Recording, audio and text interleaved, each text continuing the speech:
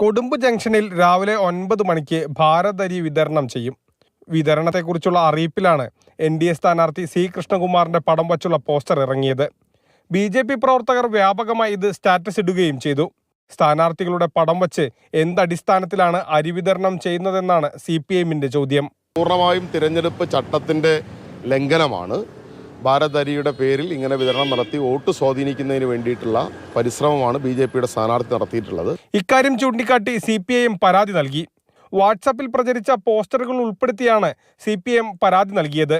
എന്നാൽ പോസ്റ്ററുകൾ വ്യാജമായി ഉണ്ടാക്കിയതാണെന്നാണ് BJPയുടെ വിശദീകരണം. കൊടുമ്പ് പഞ്ചായത്തിൽ അരി വിതരണം പാർട്ടി നിശ്ചയിച്ച പരിപാടിയൊന്നുമല്ല. ഇത് CPM തന്നെ ഗൂഢാലോചന ചെയ്ത് ഇത് പ്രചരിപ്പിച്ച് ഇതിലൂടെ ഒരു വാർത്ത ഉണ്ടാക്കുക എന്ന ലക്ഷ്യം മാത്രമേ ഇതിലുള്ളൂ. അരി വിതരണം നടത്തിയാൽ ഏത് വിധേനയും തടയുമെന്നാണ് CPIന്റെ നിലപാട്. എന്നാൽ വിതരണം തടഞ്ഞാൽ ജനങ്ങളെ അണിനിരത്തി പ്രതിഷേധിക്കാനാണ് BJPയുടെ തീരുമാനം. മാതൃഭൂമി ന്യൂസ്, പാലക്കാട്.